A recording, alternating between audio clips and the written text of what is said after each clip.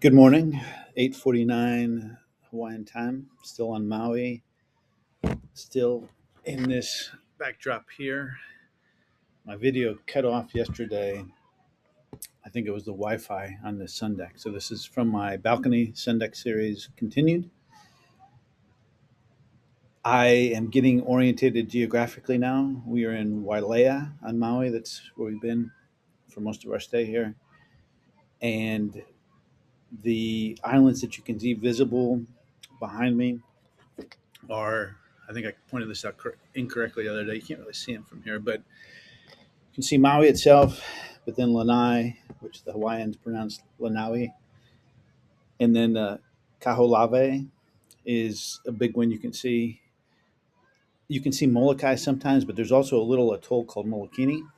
But Kaho'olawe is interesting. Motu, Donald, like this information, it was a bombing range, active bombing range for the U.S. military from World War II all the way to 1990. You talk to locals, and the rumor, or maybe just speculation, is that there's goats there. There's still live ordnance. Every once in a while, a goat finds an ordnance. You hear an explosion. I think it's 7 miles here from the west coast of Maui. So that's interesting. They're actively removing live ordnance there. The Hawaiians, uh, at one point, used it as a training range too, not a live ordnance range, and used it as a quarry. That's Kaho'olawe. So I'll see if I can get some pictures and share it. That's my local Hawaiian tidbit for the day. I still haven't looked up the demographics of Maui. I've recounted Kauai, and then the Big Island. I want to say I know this.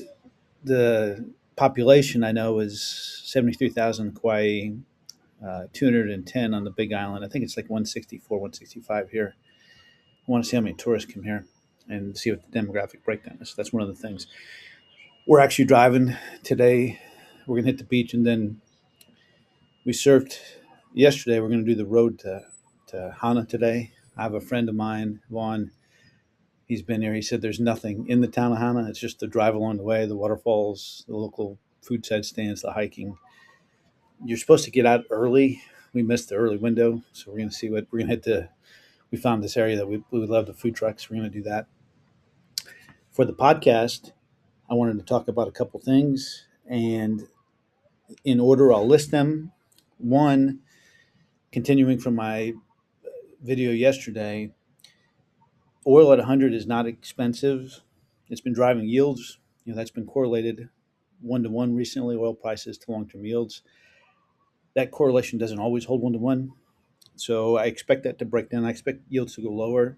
And the reason why I articulated it yesterday was long term yields.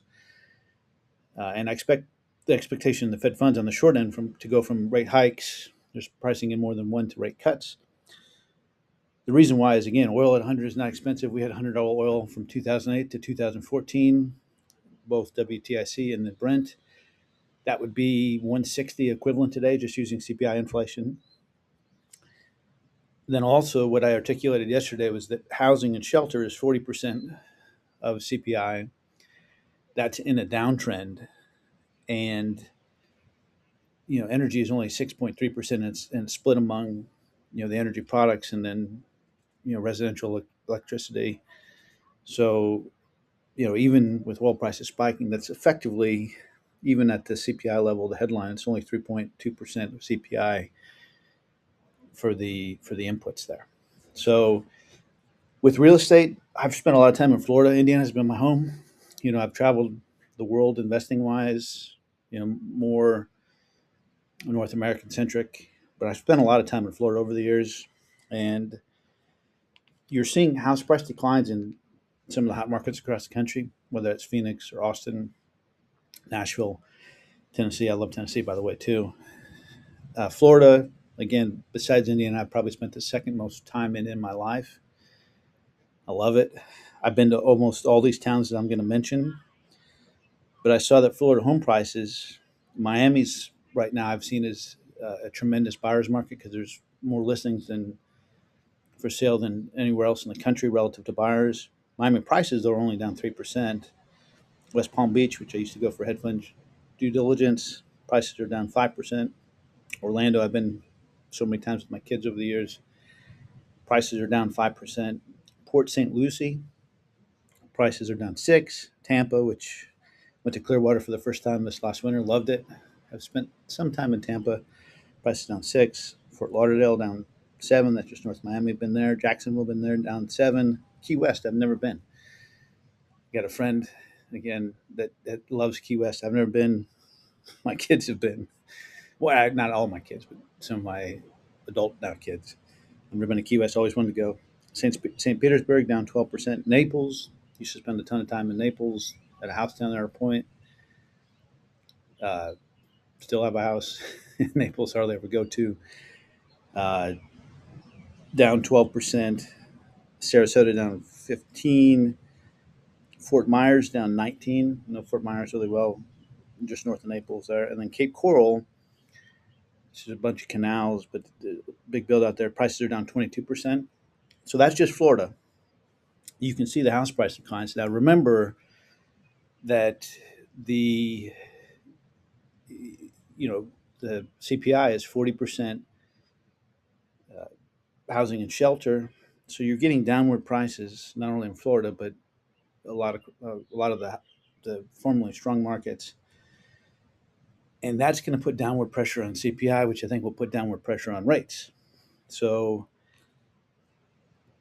we're in my note for the article, I said we had a 40-year bond secular bull market from 1980 to 2020. In fact, you just bought long-term treasury bonds in 1980, 81, 82. It's one of the best investments. That was a generational investment opportunity because yields were double-digit yields and they came down.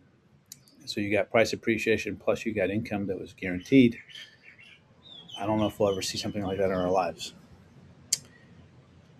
Then we've had, since 2020, bonds have been in a secular bear market. A lot of times in finance, things are symmetric. So we had a 40-year bond bull market. Can we have a 40-year bond bear market? I don't know. We've been in a 6-year bond bear market, roughly though. But within those longer term secular bulls and bears, you get cyclical bulls and bears. We're due for a cyclical bull market in bonds, which again would be yields lower. Another way to look at this, mortgage rates. This gives you some perspective. In the 1970s, the average mortgage rate, 30-year mortgage, was 8.9%. The 1980s, 12.7% was the average mortgage rate. 1990s, 8.1%. 2000, 6.3. 2010s, 4.1. 2020, 5.3. So this is by decade. What has happened is during 2020, 21, 2022, because remember that the Fed funds rate was basically zero, zero interest rate policy, the ZIRP for a long time from 2009, and it was back there in 2020. Hey, little guy. It's my youngest son, Tenor, coming out. Hey, I'm recording a podcast. Oh, just give me the thumbs up. We've had some interesting things on the trip. One of the things is my almost 13-year-old son, 12-year-old. I have one daughter who's 15. She's got a skin condition called vitiligo, and my almost 13-year-old, 12-year-old son, it's she got this cream that she puts on. It looks like a tube of toothpaste, but she had it in the sink by the toothpaste. And he went one morning. I said, "Hey, I always have these guys brush their teeth. Oh, when they get up." He went and brushed his teeth, but it was with the cream, medical cream. So worried about that for a minute, but it was okay. So uh, back to the topic at hand. So we're talking about mortgage rates. You had low mortgage rates during 2020, 21, 2022. So when interest rates have risen, there's a lot of people locked into homes. And even though rates have come down, the Fed funds rate has actually come down quite a bit from its high. And again, I think the Fed funds rate is pricing in rate hikes right now. I think that will switch back to rate cuts at the beginning of January with 75 basis points of rate cuts that were expected for this year. And we've now shifted to, almost 2 rate hikes. I think that's going to shift back to rate cuts. That'll drive some of the yield sensitive stocks, small cap value, some of the bank stocks, the mortgage plays. On that note, uh, Tom, member of our group for a long time, he's got a background in regional banking. He pointed out, and he's been harping on this. He said that bank stocks have actually the regional banks have done really well as the yield curve was steepened here. He's right about that, and we've owned in our group not regional banks per se, but we've owned for a long time Deutsche Bank, Barclays, Santander, Wells Fargo. I wrote a public article on Wells Fargo, WFC, where I said owning Wells Fargo or would be better than owning the popular REITs like Realty Income. I think I, I published that around 2020. I have to go back and look to see for sure, but that certainly played out. So the bank stocks have done really well, as Tom had mentioned. So what benefits now if we go into an environment where there's rate hike expectations decline into rate cuts, and maybe the long-term rates come down because housing and shelter is 40% of CPI and it's under pressure. Perhaps banks continue to do well, but they've already had a nice run. Again, as Thomas mentioned, perhaps the play is in the mortgage-related plays. We've had some experience with Rocket through Redfin, RKT, Beeline. We've been accumulating, in the FAMDC portfolio just the last month or two. UWMC, which is Ishbia, who owns the Phoenix Suns, that's down a ton. It's got a huge yield here. I'm trying to understand that more. I bought a tracking position, just investing in it, investigating in it, investing in it slightly, trying to understand it more, doing research. And then things like AGNC, which has come down as rates have pushed up here again. But again, rates weren't as high as they were at their highs here, in a month and a half or so ago. Or I don't know exactly, but earlier this year, rates we pushed up in yields, but we haven't made a new high in yields yet. So maybe as because CPI came in below expectations, and we'll see what the next report holds. But if there's continued pressure in housing and shelter, that's going to overwhelm anything just because of the component makeup that you see in the energy complex. So with that, I'm going to wrap up and continue on our day here, just thinking out loud. I've been accumulating a lot of research and quotes I want to write about, so I'm going to try to write something here, maybe today, maybe tomorrow. And then I want to do another round of the FAMDCA purchases at the end of the month to kind of stay on track, because the last one I did caught up, and then I did June's.